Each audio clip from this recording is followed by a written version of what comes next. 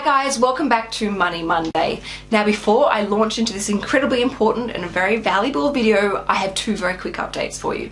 One being the budgeting app. The app is finished and it is currently with a group of people who are testing it and trying it, and I'm waiting for their feedback because I'm not ready to launch it until I know that it's perfect, because I want it to be perfect for you. So the moment it is ready, I promise to let you know, and I'm extremely excited about you guys using it for yourself and having your lives made so much easier in managing your budgets and your cash flow, and most importantly, achieving your financial goals, because this is what this budgeting app really helps you do. The second update is I've actually been really busy making some videos, especially for nine.com.au. And there are videos that you will not see on my YouTube channel. So if you feel like watching a Sugar Mama TV video that you haven't seen before and is not going to be on YouTube, again, check the link in the video description box below and I will make sure I let you know the moment new ones are published. So launching straight into Money Monday now. As you guys know, I'm incredibly passionate about you guys building up long-term passive income streams. If you've forgotten what a long-term passive income stream is, or what passive income stream is at all, it's essentially money that you earn whilst you sleep at night. It is your money working for you instead of you working for money. Classic examples of this are earning rent off from your investment properties, earning interest off your bank accounts, and my absolute favorite, which is earning dividends off shares, in particular industrial shares. But essentially it is money that you physically don't do anything to earn. You don't have to sit in front of a computer screen, you don't have to put a suit on to go to work and have meetings, you don't have to get public transport into the city. It's your money working for you, and it is the key to being financially free and independent. And through my channel, what I am passionately trying to get you guys to do is to build and invest and buy long-term passive income streams so that your passive income exceeds your living expenses and you don't have to work unless you really want to, or you do the type of work that you love and it is not because of your financial circumstance and feeling locked into a certain situation. I want to give you and empower you with absolute freedom and financial security, and most importantly, harmony. So when it comes to buying and building passive income streams, there are a couple of key ingredients that are really important. One I've previously touched on, and that is the importance of time. It's time in the market, not timing the market. If you're investing in long-term growth assets, you need to sit through the peaks and troughs and market volatility and have a good financial goal and a good financial strategy and go for the long run. The second and equally as important ingredient when it comes to successful investing for long-term passive income streams is to focus your energy on building up the income.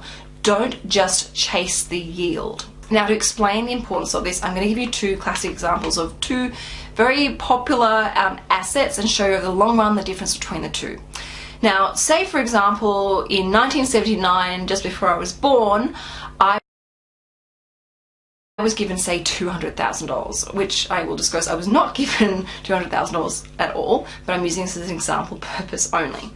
And say as my parents before I was born decided they'd put $100,000 into a term deposit and the other $100,000 into a diversified portfolio or managed fund of industrial shares. Now, term deposits are what I call one-dimensional assets. There is no capital growth to a term deposit. It simply pays an interest rate, and typically with a term deposit it is fixed. Now, the other type of asset is a two-dimensional asset. That provides income, but it also provides capital growth benefits. And that is what is really important, because over the long run, you want your income growing in value each year, especially when you factor in inflation, because you, as your expenses increase over time naturally, you need to make sure that that passive income can keep up or even exceed your living expenses so that you do remain financially free and independent. Now, over the short term, most of the time, term deposits seem like a better investment. They tend to pay a better income than, say, shares. And of course, there are different types of risks when it comes to comparing term deposits versus shares.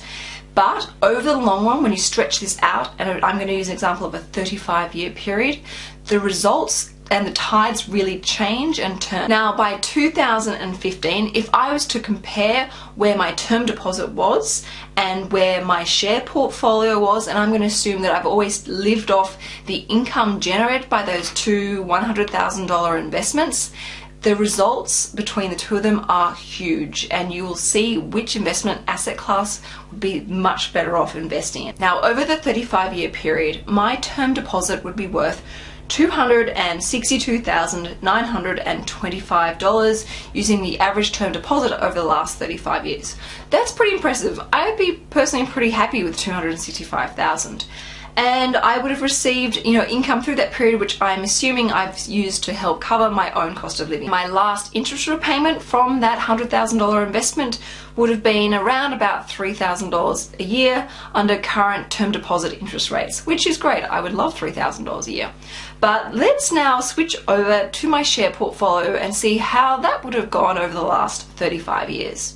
Again, I want to remind you that I am taking all the dividends. Nothing is being reinvested. Everything is being used to help cover my cost of living. Now, that share portfolio is worth $1,358,563. And my most recent dividend check would have been $77,971. Now, if I was going to compare between the two, I would much rather be living off the income stream that is given to me each year by my share portfolio versus my term deposit. What I'm trying to show you guys is when you are shopping for investments, you need to make sure that for your long-term shopping basket and building long-term wealth these assets must be two-dimensional. You need to look for assets that pay an income but also grow in value over the long run. And when you're looking at buying and building up a share portfolio, don't necessarily chase a high-yielding share. There may not necessarily be long-term capital growth opportunities. Typically with shares, when a company makes a profit, they will pay out typically around about half of the profits to the shareholder through a dividend. The other half is reinvested back into the company for future growth opportunities. For example, expanding their product range, expanding their services, doing more research and development so the company can become bigger and better and increase in value. That is the key characteristic that you want to look for. So don't be afraid to look at investing in a lower yielding but high growth stock, because over the long run you'll end up miles ahead. And if you're looking at building up a share portfolio but simply do not know where to start or how to work out which shares are worth buying and which ones are the high yielding or low yielding or high growth or low growth stocks, that's okay. You are not an analyst and you're not expected to be an analyst. There are a whole range of amazing managed funds, listed investment companies, ETFs that are available to everyone to help build up their investment portfolio. And that is when you outsource these decisions to an experienced fund manager.